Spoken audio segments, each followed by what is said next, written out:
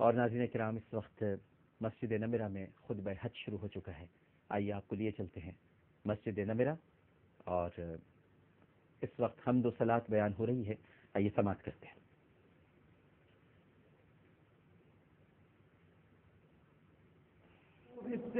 حمد و صلات کے بعد عبدالعزیز آل شیخ نے فرمایا کہ اے لوگوں، اللہ سے ڈرو اور اس کی عبادت کرتے رہو، اور اللہ سبحانہ و تعالیٰ کا تقوی اختیار کرو۔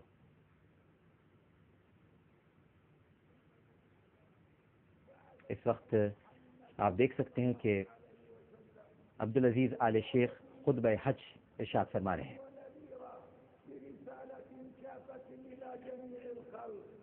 اے لوگوں، اللہ سے ڈرتے رہو اور اس دنیا سے جب بھی جانا مسلمان ہونے کی حالت ہی میں جانا، اس لیے کہ مسلمان ہونے کی حالت سے جانے سے بڑھ کر تمہارے لیے اور کوئی تحفہ نہیں ہے۔ تم توحید پر قائم رہنا، تم اللہ سبحانہ و تعالیٰ کی بزرگی اور برتری کو بیان کرتے رہنا، شیطان سے بچتے رہو اور نفس کی شرارتوں سے آگاہ رہو۔ شیطان تمہارے دلوں میں وسوسے ڈالتا رہتا ہے، تمہیں اس سے ہوشیار رہنے کی ضرورت ہے۔ اے لوگوں، تم شیطان کے قدموں پر نہ چلو، اس کے نقش قدم پر چلنے کی کوشش نہ کرو، وہ تمہارا کھلا دشمن ہے، اس کے پاس تم سے سوائے دشمنی کے اور کچھ نہیں ہے۔ اے لوگوں، اللہ سبحانہ و تعالیٰ نے دین کو تمہارے لیے ہدایت بنا کر بھیجا ہے، اور اس میں تمہارے لیے واضح ہدایات موجود ہیں، ایک روشنی موجود ہے، ایک رہنمائی موجود ہے۔ تمہیں ایسا نظام دیا ہے جس کے تحت تم اپنے شب و روز بسر کر سکتے ہو، ایک مکمل ضابطہ حیات تمہیں دین نے عطا کیا ہے، اور خاص طور پر تمہیں یہ تعلیمات دی ہیں کہ تم اللہ سبحانہ و تعالیٰ کی عبادت کرو، اور اللہ سبحانہ و تعالیٰ نے بھی قرآن پاک میں ارشاد فرمایا ہے کہ ہم نے تمہیں اپنی عبادت کے لیے پیدا کیا، تمام جنوں اور انسانوں کو اپنی عبادت کے لیے تخلیق کیا۔ تو اے لوگوں، تم ایک اللہ کی عبادت کرو، اور تمہاری عبادتیں صرف اور صرف اللہ کے لیے ہونی چاہیے۔ اس وقت وہ آیت پڑھ رہے ہیں، قُلْ إِنَّ صَلَاتِي وَنُسُكِي وَمَحْيَايَ وَمَمَاتِي لِلَّهِ رَبِّ الْعَالَمِينَ۔ تمہارا جینا، تمہارا مرنا، تمہاری نمازیں، تمہاری زندگی، سب کچھ، تمہاری موت، سب کچھ اللہ ہی کے لیے ہے، اور اللہ ہی کی طرف تمہیں لوٹ کر جانا ہے۔ اللہ سبحانہ و تعالیٰ نے قرآن پاک نازل فرمایا، جو کہ مبارک کتاب ہے، اور جس میں زندگی کے تمام اصول بیان کر دیے گئے ہیں، ایک ایک فکر اس میں واضح کر دی گئی ہے، ایک ایک نقطے کو وضاحت کے ساتھ بیان کر دیا گیا ہے۔ اب ہمیں کسی اور رہنمائی کی ضرورت نہیں، اور اس کے بعد بہترین رہنمائی نبی کریم صلی اللہ علیہ وآلہ وسلم کی سنت ہے، ان کا طریقہ ہے جس پر چلتے ہوئے ہم بہتر زندگی گزار سکتے ہیں۔ اے لوگوں، اللہ سے ڈرتے رہو۔ یہ وہ کتاب ہے جس میں اللہ سبحانہ و تعالیٰ نے خشک و تر کا بیان فرمایا ہے، بر اور بحر کے بارے میں تفصیلات کے ساتھ وضاحت کر دی گئی ہے، خشکی اور تری کے معاملات واضح کر دیے گئے ہیں۔ لہٰذا وہ اعمال کرو جو اللہ سبحانہ و تعالیٰ کی بارگاہ میں پیش کیے جا سکیں، اور ان اعمال میں اخلاص کی ضرورت ہے۔ اخلاص کی ضرورت کے بغیر وہ اعمال پائے تکمیل تک پہنچائے نہیں جا سکتے۔ اپنے اندر اخلاص پیدا کرو تاکہ تمہارے اعمال اللہ کی بارگاہ میں پیش کیے جا سکیں، اور اللہ ریاء کو ناپسند فرماتا ہے۔ اللہ کی بارگاہ میں ریاکار قابل قبول نہیں ہے۔ اپنے اعمال میں خلوص پیدا کرو، صبح و شام اللہ کی تسبیح بیان کرو، صبح و شام اس کا کثرت سے ذکر کرو، اس کی خوب حمد کرو، اس کی خوب تعریف کرو، بے شک تمہیں پیدا ہی اس کی تعریف کرنے کے لیے کیا گیا ہے۔ اللہ سبحانہ و تعالیٰ نے جتنی کتابیں نازل فرمائی ہیں، تمام کتابیں، خاص طور پر وہ کتابیں بھی جو سابقہ ادیان سے تعلق رکھتی ہیں، اور وہ کتاب جو تمام کتابوں کی تاج ہے، قرآن پاک، اس میں صرف اور صرف اللہ کی عبادت پر زور دیا گیا ہے، اور ایک اللہ کی طرف بلایا گیا ہے۔ اور قرآن کریم وہ کتاب ہے جو تمام کتابوں کی تصدیق کرنے والی ہے، اور اس سے بڑھ کر کوئی کتاب نہیں۔ اور تمام کتابوں کا ایک ہی منبع، ایک ہی مرکز ہے کہ ایک اللہ کی طرف آؤ، اور جتنے بھی پیغمبر آئے وہ دنیا میں انسانوں کی ہدایت کے لیے آئے، اور قرآن پاک ان تمام پیغمبروں کی تصدیق فرماتا ہے۔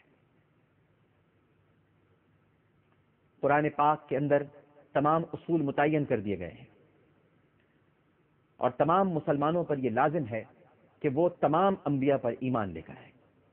ہمارے ایمان کی بنیاد تمام انبیاء کے تعلیمات اور ان کے پیغامات پر ایمان رکھنا ہے، ان کی کتابوں پر ایمان رکھنا ہے، ان کی تعلیمات پر ایمان رکھنا ہے، ان کے راستے پر ایمان رکھنا ہے، اور یہی ایک مسلمان کا کامل ایمان ہے۔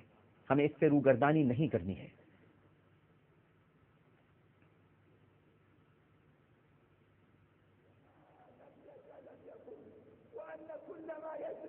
اللہ جو چاہتا ہے وہی ہوتا ہے، اور جو اللہ نہیں چاہتا وہ نہیں ہو سکتا۔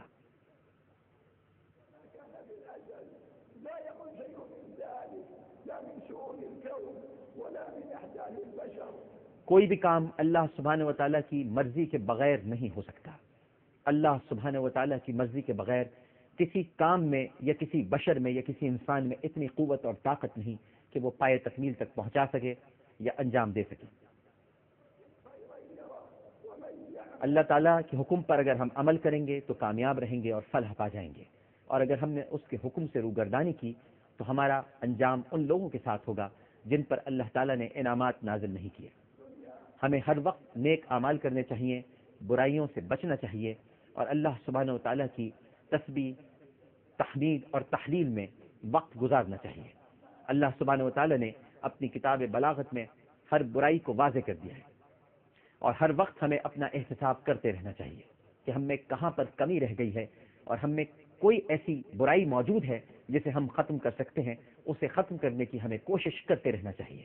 اور اس کے لیے بہترین طریقہ خود احتسابی ہے، اپنا جائزہ لیتے رہنا اور اپنے بارے میں یہ معلومات رکھنا خود اپنے آپ سے کہ ہم میں کتنی کمیاں ہیں اور کتنی برائیاں موجود ہیں۔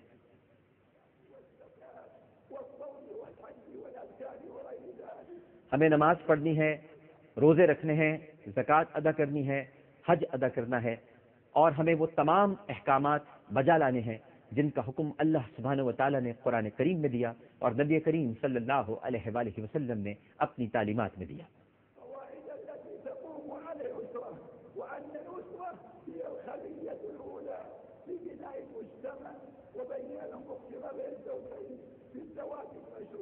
اے مسلمانوں، اللہ سبحانہ و تعالیٰ کے دین پر عمل کرتے رہو، اسی دین پر چلتے رہو، اسی دین کو اختیار کیے رکھو کہ یہی کامیابی کا راستہ ہے اور یہی کامیابی کا زینہ ہے۔ اپنی گھر کی عورتوں کی عزت کرو، اپنی بیویوں کا خیال رکھو، اپنے گھر کی عورتوں کے ساتھ بےہودگی سے پیش نہ ہو، اور اپنی اولاد کا خیال رکھو۔ اللہ سبحانہ و تعالیٰ کی عبادت کرو اور اس کے ساتھ کسی کو شریک نہ کرو۔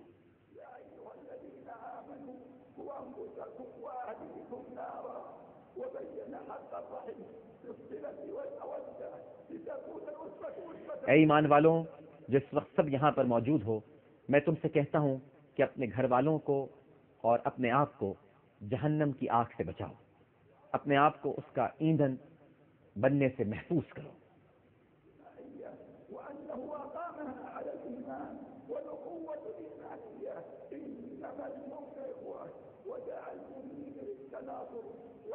اے ایمان والوں، آج کے اس اجتماع پر اپنی قوت ایمانی کا اظہار کرو، اور اپنی قوت ایمانی کا اظہار جو سب سے خوبصورت ہے وہ خدائے برتر کے حضور سجدہ ریز ہونا ہے۔ ایک جسم کی طرح ہو جاؤ، ایک روح کی طرح ہو جاؤ، اور اللہ کی رسی کو مضبوطی سے تھامے رکھو اور آپس میں تفرقہ مت ڈالو۔